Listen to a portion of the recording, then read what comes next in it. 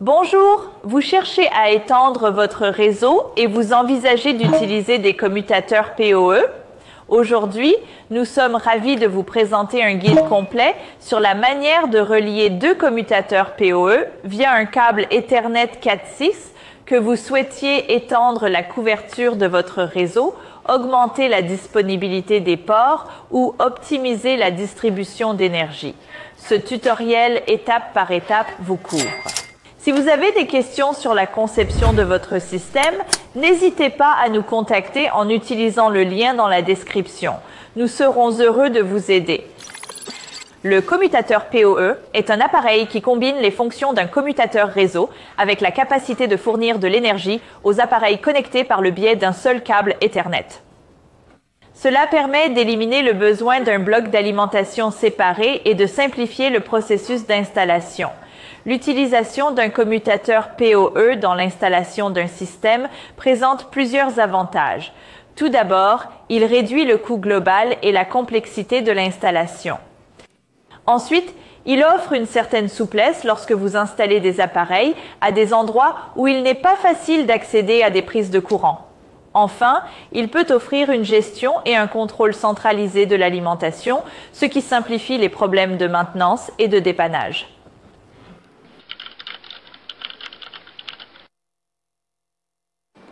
Lors du choix d'un commutateur PoE, tenez compte du type et du câble de connexion. Il existe différents types de commutateurs PoE. Nous avons les commutateurs non gérés qui ont une fonction plug-and-play de base, sans configuration compliquée et qui conviennent à un réseau simple. Les commutateurs gérés, qui offrent le plus haut niveau de contrôle et de fonctionnalité, sont idéaux pour les réseaux importants et complexes. Il existe également un commutateur WebSmart qui offre une interface basée sur le web pour des fonctions de configuration limitées destinées aux réseaux de petite et moyenne taille. Outre les types de commutateurs PoE, vous devez également tenir compte du budget d'alimentation.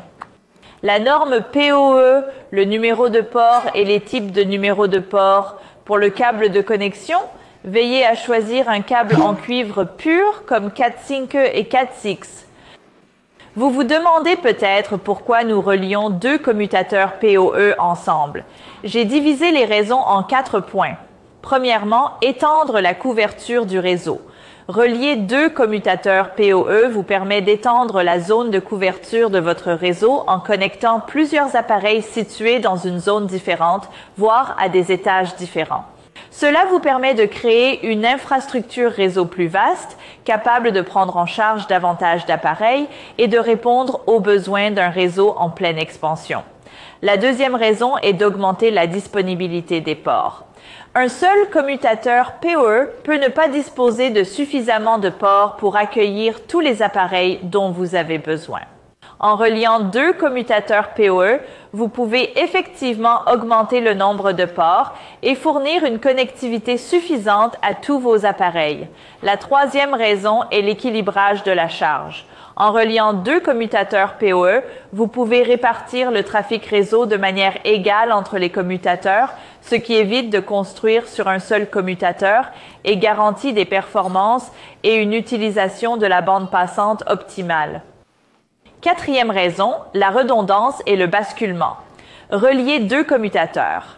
PoE permet d'assurer la redondance et la capacité de basculement au cas où l'un des commutateurs tomberait en panne ou subirait une interruption du réseau et de garantir que la connectivité du réseau reste ininterrompue, minimisant ainsi les temps d'arrêt et améliorant la fiabilité du réseau.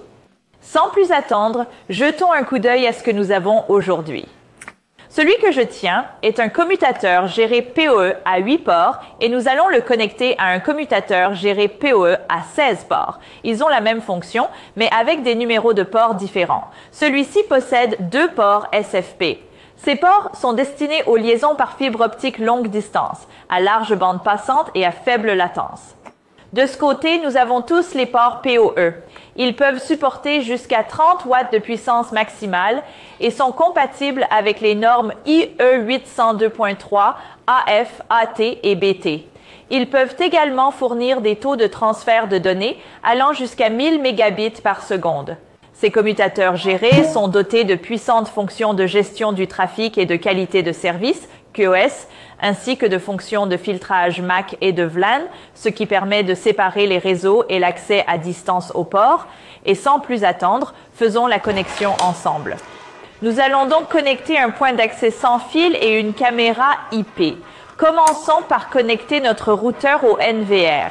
Le NVR est déjà connecté au moniteur pour afficher la vidéo plus tard, après avoir connecté la caméra IP. Utilisons maintenant un autre câble Ethernet pour connecter le routeur à notre commutateur PoE. Ces deux-là sont les emplacements SFP et ces deux-là sont les ports combo. Ces 16 ports PoE sont disponibles pour tous les types d'appareils. Branchons-le avec. Un point d'accès sans fil. Vous pouvez voir que le voyant s'allume, ce qui signifie qu'il est déjà alimenté. Utilisez un autre câble Ethernet pour connecter notre commutateur PoE à 16 ports à notre commutateur PoE à 8 ports. Branchez-le et connectez-les ensemble à l'aide d'un autre cordon de raccordement court pour connecter la caméra IP au bord. Vous pouvez voir que la lumière indiquée s'allume. Tous les appareils sont alimentés et reçoivent des données en même temps, sans unité d'alimentation séparée. La vidéo s'affiche donc déjà. Laissez-moi agiter la main pour vous montrer qu'il s'agit d'une vidéo en direct et que toute l'installation est terminée.